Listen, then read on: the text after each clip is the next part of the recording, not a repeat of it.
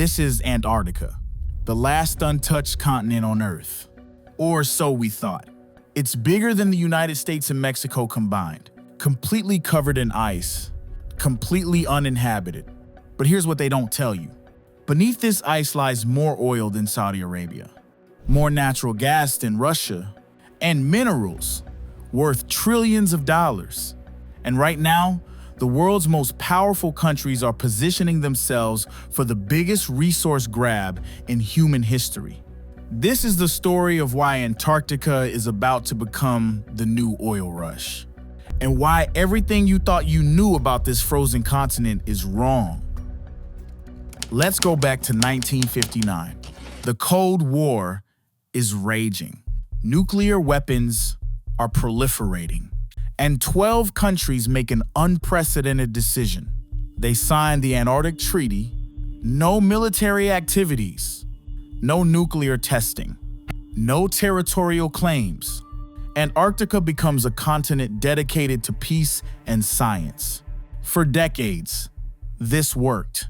Scientists from around the world collaborated.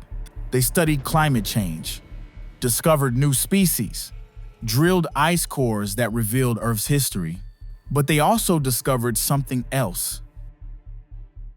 In the 1970s and 80s, geological surveys revealed the truth. Antarctica isn't just ice. It's sitting on top of massive fossil fuel deposits. An estimated 203 billion barrels of oil. That's more than Libya, Nigeria, and Kazakhstan combined. Plus 385 trillion cubic feet of natural gas. But here's the kicker. The ice made it impossible to extract, so the world forgot about it. Until now. Climate change is melting the poles. Fast. This is one day last March. You can just about make out the edge of Antarctica, and those red colours show temperatures that were 38.5 degrees above normal, the planet's most extreme heat wave on record on its coldest continent. Why does this matter? Well, the melting ice on land is driving up global sea levels. Since the 1990s, they've risen by 1.8 centimetres because of melting ice sheets in Greenland and Antarctica. By the end of the century, the accelerating thaw will have added another 17 centimetres, putting an extra 16 million people around the world at risk of annual coastal flooding. Antarctica is warming twice as fast as the global average. Ice shelves the size of countries are breaking off. And suddenly, those impossible to reach resources, they're becoming possible. Technology has advanced too. We can now drill through ice that would have been impossible decades ago. The same technology extracting oil in the Arctic is eyeing Antarctica. Remember those territorial claims frozen by the 1959 treaty? 7 countries never gave them up. Argentina, Australia, Chile, France, New Zealand, Norway, the United Kingdom, they're just waiting. But new players are entering the game. China has built 5 research stations in Antarctica since 2009. Russia is expanding its presence dramatically. They're not there just for science anymore. Satellite images reveal something interesting. These research stations look a lot like mining preparation sites. The Antarctic Treaty comes up for review in 2048. That's just 23 years away. Countries are positioning themselves now for when that protection potentially expires. Here's where this gets disturbing. The same climate change that's creating access to these resources is also what makes extracting them a global catastrophe. If Antarctica's ice sheet completely melted, global sea levels would rise 200 feet. New York, London, Miami, Tokyo, all underwater. But the economic pressure is enormous. These resources are worth an estimated $50 trillion. That's more than the GDP of the United States and China combined. China needs energy security. Russia wants to maintain its resource dominance. The US can't let competitors control that much wealth. Military activity is increasing around Antarctica. Not in Antarctica, that would violate the treaty. But right outside its boundaries, Legal experts are already debating extraction rights. Environmental groups are sounding alarms. Indigenous communities are demanding representation in decisions that could affect the entire planet. A new generation is asking hard questions. Why should corporate profits matter more than planetary survival? Why should a few powerful countries decide the fate of the last wilderness?